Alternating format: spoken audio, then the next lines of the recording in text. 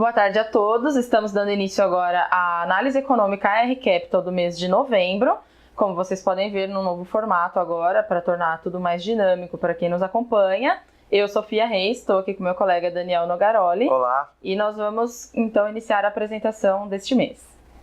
A sequência da apresentação é a mesma que vocês já estão acostumados, passando primeiramente, então, pelo cenário externo, na sequência, o cenário interno e os principais tópicos mais relevantes em relação ao mercado.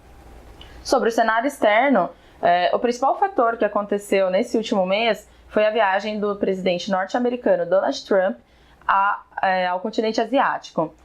Durante essa viagem, ele visitou 5 países e o principal deles, a China, com o objetivo de fazer acordos econômicos. Ele obteve sucesso nos acordos, em todas as reuniões que ele teve com os líderes desses países, para elevar um pouco mais aí a economia americana. Outro assunto bastante tratado nessa viagem foi em relação às últimas ações militares praticadas pela Coreia do Norte, aos testes nucleares feitos nas últimas semanas. Em relação à economia, a nomeação de Jerome Powell para a presidência do Fed, que é o Banco Central americano, que era já o nome mais cotado e realmente foi confirmado para substituir a Janet Yellen. Lembrando que essa foi a primeira vez nos últimos 40 anos que um mesmo presidente que já estava em exercício não se mantém no cargo por mais um tempo. Ele foi nomeado pelo Donald Trump, que é quem decide quem vai substituir o presidente. E, enfim, foi uma mudança meio inesperada, mas que no fim já era o mais cotado, Em relação ao emprego, falando ainda da economia americana, o país continua em ascensão nessa área, com a criação de 260 mil novos postos de trabalho. E o que mais chamou atenção nesses dados foi que, em relação às últimas semanas, o seguro-desemprego ele foi menos solicitado. É feita uma medição semanal e na última semana do mês foram 2 mil pedidos a menos do que no restante do mês. Então, outro fator que chamou atenção e realmente mostra que a economia americana está retomando. No cenário interno, os principais fatores são em relação às reformas.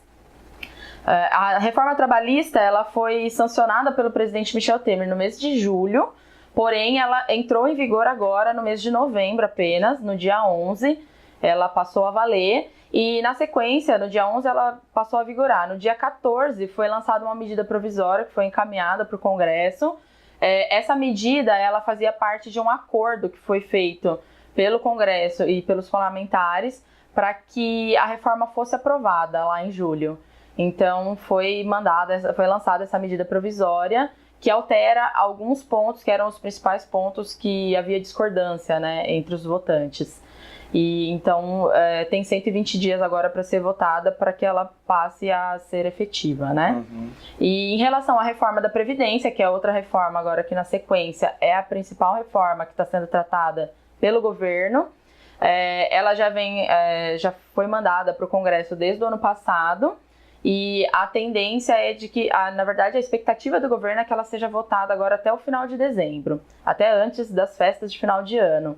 Se isso não acontecer, provavelmente a expectativa do governo é de que ela não seja aprovada antes da próxima eleição, porque, como todo mundo sabe, ano que vem é ano eleitoral, então eles estão fazendo o possível aí para que ela seja aprovada agora ainda em dezembro. Lembrando que essa reforma ela foi reduzida a 4 pontos principais, então muitas das medidas que tinham sido discutidas não vão valer mais para que ela seja realmente aprovada rapidamente. Foi uma tentativa do governo de tentar fazer com que funcionasse, Certo, agora eu vou falar da parte econômica, começando pela atividade econômica do mês de novembro. O IBCBR, principal índice considerado como uma prévia do PIB, teve um avanço de 0,40% no mês, um acumulado de 0,42% no ano. Falando agora já dos indicadores do IBGE, a produção industrial avançou 0,2% em setembro. Já o volume do comércio varejista também teve um aumento de 0,5% no mesmo mês. Em contrapartida, ao mês anterior, que teve uma queda de 0,5%. Já o volume de serviços teve um recuo de 0,3% nesse período. Em relação ao mercado de trabalho, a PNAD contínua registrou uma taxa de desemprego de 12,2%, menos do que foi registrado no mês passado, que foi 12,4%, e o número de desocupados no mesmo mês atingiu 12,7 milhões. Em relação ao CAGED, houve a criação de 77 mil novos postos de trabalho. No total, em 2017, o número de vagas chegou já a 302 mil. Em 12 meses, as vagas são de 294 mil. Lembrando, Daniel, que esses dados positivos do emprego, eles estão sendo principalmente puxados pela informalidade. Muita gente perdeu o emprego carteira assinada e está encontrando aí outros meios de se manter, de ganhar uma renda. Sim. E é isso que está fazendo com que esses dados aumentem agora nos últimos dias, né? Continuando, vou falar um pouco da inflação. O IPCA registrado no mês de outubro foi de 0,42%. O setor de alimentos continuou um resultado negativo, teve 0,05%. E nesse mês, agora, puxou de bebidas, com o mesmo índice, né? O que puxou a inflação para cima nesse mês foi a habitação, por conta do aumento da energia elétrica, que passou de bandeira amarela para bandeira vermelha. Acumulado no ano da inflação está em 2,21%. Em 12 meses, o acumulado do IPCA está em 2,70%.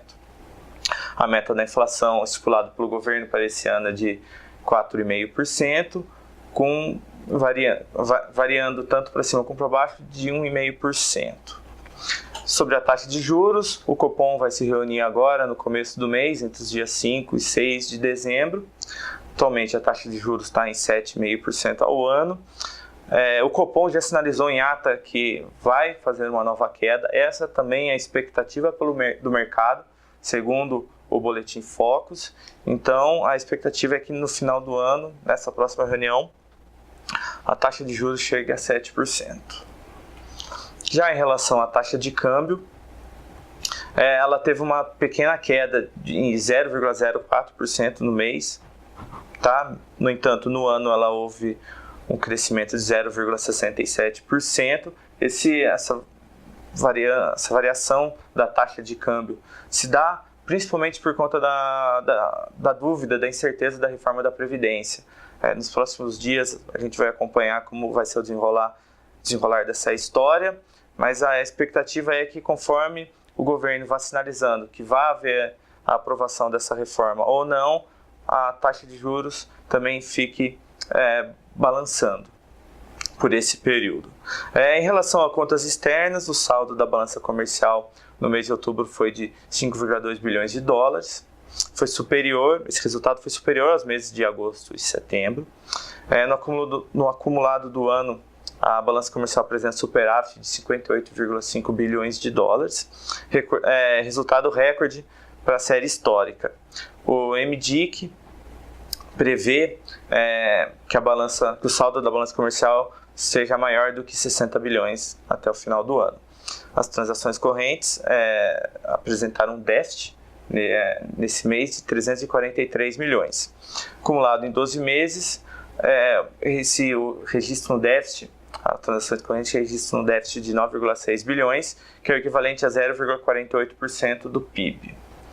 Em relação a contas públicas, as contas do governo registraram um superávit de 5,2 bilhões em outubro. No acumulado do ano, o déficit primário do governo foi de 104 bilhões. Isso se dá, segundo o Tesouro, pelo aumento das despesas do governo, principalmente com previdência. Para o mercado, a expectativa é que as contas do governo fechem em torno de 157,5 bilhões, mas o governo trabalha com 159 bilhões.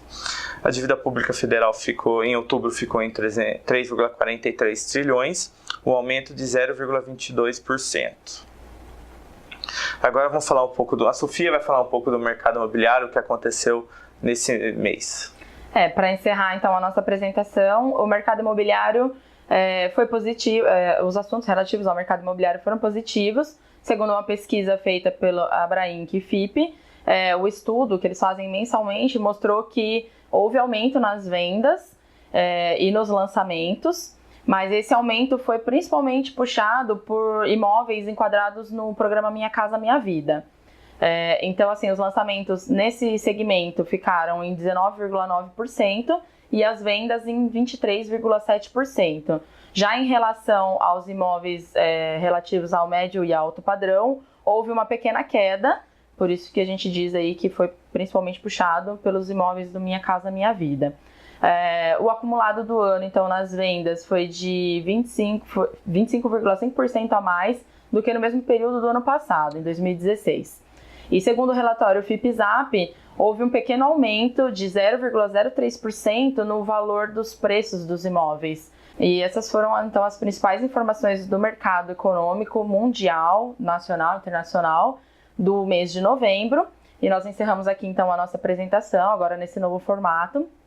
Até o próximo mês, então. Até a próxima. Bom Natal, bom Ano Novo. Nos vemos em janeiro.